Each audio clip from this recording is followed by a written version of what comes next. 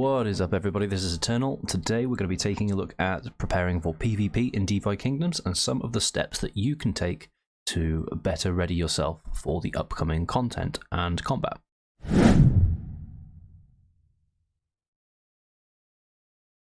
So we all know that combat is going to be coming out at some point in DeFi Kingdoms down the roadmap. Now, we need to prepare for this. A lot of people have been setting their heroes up just for the professions that the heroes have. So if we just pick a random hero, here we go. Let's pick, I don't know, pick this hero here, why not? So we can see this hero is a forager, dex int, priest. Not a bad, general mix. Pair it with a wizard and you can get yourself a summoner if you're lucky. However, when professions aren't aligned, so a better example would be this character here, who is a ninja with a subclass summoner, gardening. Now, you'd be going for vitality and wisdom for gardening. However, in preparation for PvP, I've kind of targeted the main stats, or the main stats that I think are going to be useful for PvP. So here we can see luck, agility, and dex. Now, it's a good idea to probably get a grasp of what these stats do for your hero. At the moment they just work for professions, but let's figure out what they actually do. Now, to do that, head over to the DeFi Kingdoms white paper and check out the stats under gameplay and heroes. It has a very in-depth description. Well, I say in-depth. It has a description of what the stats are going to do. So we can see here how they play a different role. What I've kind of gone ahead and done is group them up into combat stats. So we've got agility. Now, agility is both a combat stat for magic and defense. Sorry, for magic and physical, and as well for defense, because time between a hero's actions, we know how powerful this can be. If you've got a healing ability, then that's going to basically improve your hit points or the regeneration of your hit points. So I kind of see it as both an offensive and a defensive stat. So agility we're going to see being very strong, I believe. We can see we have strength and dex. Now, depending on what your character, what weapon they use and what class they are, I believe that strength's going to be for your clunky, heavier weapons, and dexterity will be for your bows and your knives. So I haven't gone ahead and added. I could be wrong here. This may come back to bite me a little bit with the ninja. I haven't really gone for a lot of strength. I've gone for more dex and agility. So she's going to be quite fast. I'm going to be focusing on crits, and I'm hoping dex is going to be the damage multiplier. But we'll see. Maybe strength is going to be needed, and maybe a mixture. Not really sure. But I think for now, kind of going vitality, luck, agi, vitality, dex, agi is a pretty safe bet, but we'll see. Now, if I try and determine what the main stats are going to be, I've gone ahead and gone on the Google Docs, the hero base stats, and this shows you when your hero levels up what the stats, what kind of chance you've got of them leveling up. So agility, dex, look quite high on the ninja. So going off that, I've kind of said, okay, dexterity is probably going to be the main damage multiplier, and then strength might have a bit of kind of, it might play a role into that equation, but I'm feeling dexterity is probably going to have a higher weighting for damage for ninjas. So that's just my take on it. I mean, we'll see if I'm right or wrong. It might be like a 0.2 strength and then a 0.5 dexterity for certain skills or damaging attacks or something like that. We'll find out. We'll just see what happens. So that's kind of my thoughts behind leveling characters up. So probably want to focus on PvP rather than PvE. Sorry, by PvE I mean professions here. Bad terminology there, because we're also going to get PvE, which is just going to be player versus environment. But with questing and gardening and our professions, honestly, the profession level seems to play such a big role in terms of what you get and how you perform. I don't feel like the stat weighting is as heavy. It's like 2 out of 3 the skill, and then stats after, you know, with a little bit of luck perhaps. So honestly, I'd rather have a strong PvE and PvP character than a strong quester. I mean, unless you're going for leaderboards, I guess. So we can have, you know, we can make a few assumptions about PvP and what we can do to prepare for this. Now, hero stats, you know, that's something we've kind of covered. We need to look at the stats of our individual heroes. The next thing is team composition and, you know, coming up with the meta. What's good? What's going to be strong? Now, I have actually gone ahead and started to prepare for this. Now, this is giving myself a couple of options. Okay, the more heroes you have, the more options you have. I'm going ahead with a tanky character. So I've got myself a paladin. I've got myself, as we saw before, a ninja. I've got a couple of more ninjas in case, you know, like a really fast meta is great, and like, I don't know, triple ninja is just like the play or something like that. I'll probably end up selling a couple of these that are, honestly, these were just summons. I've actually gone ahead and picked myself up a sage. Now, I was really excited about the sage. This one isn't particularly anything special. It's got foraging, and so the kind of, you know, main stats kind of line up a bit, which is okay. So I'm going for wisdom, int, and agility here. That's the plan at the moment with the sage. So probably pick like int, wisdom main, and then like agi secondary or something like that. I don't know, depending. So it's worth taking into consideration the main class and the subclass when you're leveling up. So just something to highlight. So now that we have an idea of what's going to be good on individual heroes in terms of stats, we can go ahead and move on to hero abilities. Now, we don't know much about hero abilities, but I'll go into what we do know. I'm using DFK Analytics here and DFK Tavern to have a look at the dominant and recessive genes of the skills. So this is separate and different to the classes that we have here, the main and the subclass. So much like how our main and subclass can't mix, our passive 1 and 2 and active 1 and 2 can't mix either. So the column here is really what's important. If we head over to DFK Analytics, we can see that some of these characters have advanced abilities. Now, what are advanced abilities? Well, we don't know yet. Okay, we don't know exactly what advanced abilities are, nor do we know exactly what basic abilities are. We do know we're going to have passives 1 and 2 and actives 1 and 2. This is just going off this information, bearing in mind. I mean, things could, I guess, change up, but it looks like we're going to have 2 active skills and 2 passives going off this information. Now, when we go into the skills, much like how we have our classes, so we think, you know, warrior knight makes a paladin, which makes a dragoon, which can make a, you know, a dread knight. We have a similar thing with skills here. So these are separate to the you know, the classes. So when summoning, this is something you can take into account as well. Do your skills line up? So if we have basic 3 and basic 4 on, I don't know, like a warrior and a knight in our active 1, we have a chance of getting advanced 2 when we're summoning. And the same if we have an advanced 1 and an advanced 2, summoning in, I don't know, passive 3, we have a chance at getting elite 1 skill in that passive slot. We don't, like I said, we don't know what they do, so we don't know which class we want to try and get these on. It could be that we go back to here, how we have our main class and subclass. It might be that our main class and subclass actually determine what these skills do. So it could be that a pirate has 8 basic skills that they could potentially end up with, the same as a knight. So that's a possibility. And then maybe we have this chance of getting like advanced 3. So I've got advanced 3 on the advanced here. I don't know, and it's kind of tricky to say for certain if these are going to be specific to the class, or if these are just going to be skills that everyone has access to. I mean, looking at this, it makes me think that we're probably all going to have access to the skill.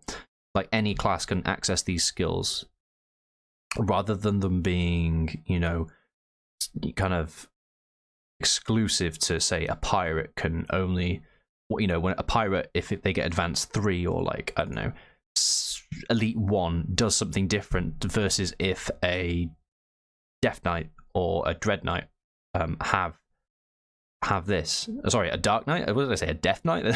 What is this? World of Warcraft? So I don't know if they're going to do something different depending on which class has these skills. And, you know, if it's in active 1 versus active 2, does the subclass play a role in that? I don't know. We don't know, okay? I mean, for now, we can probably just assume that advanced are going to be better than basic, elite better than advanced, and transcendent better than elite, but we don't know exactly what those skills are going to do. So there's a lot of sort of uncertainty there, and it leaves a lot of room for discussion and speculation. But it is interesting. So definitely worth considering. Take this into, you know, account. Don't just think, oh, you know, it's I don't know, a sage. You know, I picked up a sage who's got all basic. He's got basic 8, 7, 5, and 7. Now, another interesting thing is the passives and the active skills can have the same number. You can have, you know, I've got basic 7 on this ninja here for 1 and 2. Now, this is kind of what makes me think that subclass will play a role, because otherwise, if he's a ninja and he's got basic 7, that's the same ability twice, right? Well, potentially. So it makes more sense that he's got the ninja basic 7 and then the pirate basic 7, and that they actually do something different. However, we will see. I mean, if that is the case, that would give like a ninja summoner an advantage, because I've got, you know, like a ninja basic 5 and then a summoner basic 7. That's the, you know, the kind of thought process that I'm going with here. Don't know if that's true or not, but we'll see. In much the same way, we might see, you know, the passives. So it could be that passive 1 and active 1 actually go off main class, and active 2 and passive 2 go off subclass. I feel like this is fairly probable, but we will see. I mean, you know, maybe we do just end up with it's just main class and you've got basic 7 and then basic 8 and basic 1 and it's all ninja abilities. Or maybe it isn't class specific and we've all just got, you know, the access to these 8 basic abilities and then the advanced abilities, the elite and the transcendent, and any class can use those. That's another possibility. Like I said, this is speculation and I don't know. None of these are for definites. This is just my take on it. And, you know, like I say, it's all speculation. There's no financial advice here. It's just these are things to take into consideration if you're summoning, that there's another layer to the summoning that's not just, you know, the main class and subclass. We've actually got the skills as well, and many people are not aware of this. So now that we've gone over the fact that your heroes actually have these abilities and that, you know, you need to be aware of this. Like, this is probably going to be really important when it comes to PvP. So get educated. I mean, at least understand kind of what hopefully you understand what I've kind of gone over there and what this might mean, but we don't know what these abilities will do. You know, we'll see. That's up for I mean, that's up for debate, and we'll just have to see what Hubert and the team come up with. So we've gone over stats. You know, we'll have to look at possible metas and compositions. The abilities will obviously play a part in what those metas are. Once we figure the abilities out and figure the classes out, we'll be like, okay, this works really well. There's really nice synergy.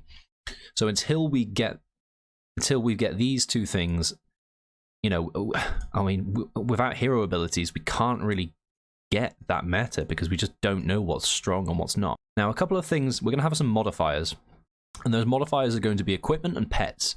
Pets, I believe, are going to have some sort of combat ability, as well as some sort of profession advantage. And if not, they might have a stat advantage or a stat boost as well. So pets are, you know, probably got that coming up next on the roadmap. Easter's coming up, so we all assume, or we all think, that pets are coming pretty soon, within the next couple of weeks, I'd imagine. we've got equipment coming as well. I believe it's pets, then equipment on the roadmap, and then we're getting combat.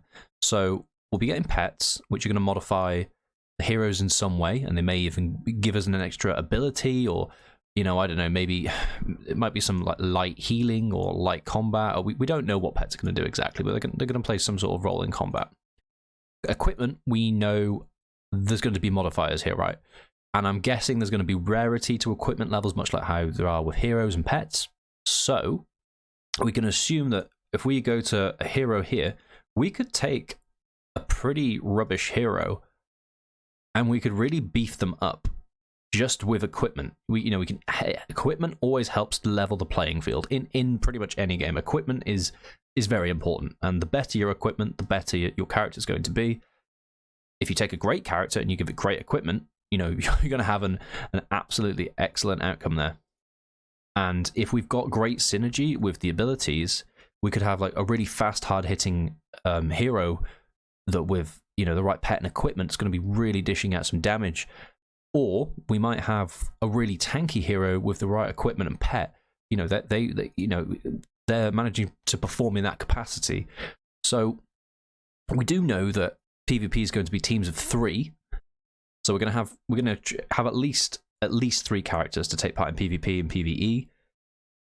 What team compositions we're going to come up with, it's a little bit trickier to say. At least you can start leveling your hero stats up in the right direction. Try and get a good mixture of different heroes and different classes, because if it turns out like each class has a completely different skill, if Dark Knights have completely different skills to monks, sages, and pirates, and we don't have access to the same pool, that's going to really make things interesting. There's going to be a massive combination of different skills, and it'd be very in depth and quite interesting. So I think that's quite likely, but we'll see. Okay. Now, equipment, we don't know when it's coming out exactly, but we just know it's going to modify characters.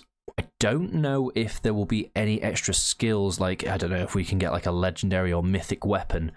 Does it give us another combat ability? Don't know. We're not sure. They have the option of doing these kind of things, right? So it's going to be really interesting. And like I said earlier, we've broken down the stats of, so if you pick your hero, you're like, I probably want a tanky character. You can go, okay, it's probably going to need endurance, dex, vitality, wisdom to be an all-round kind of tanky character.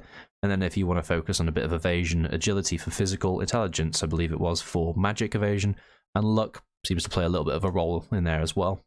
Endurance coming in as the debuff resistance. So don't sleep on your endurance on your tanky characters, because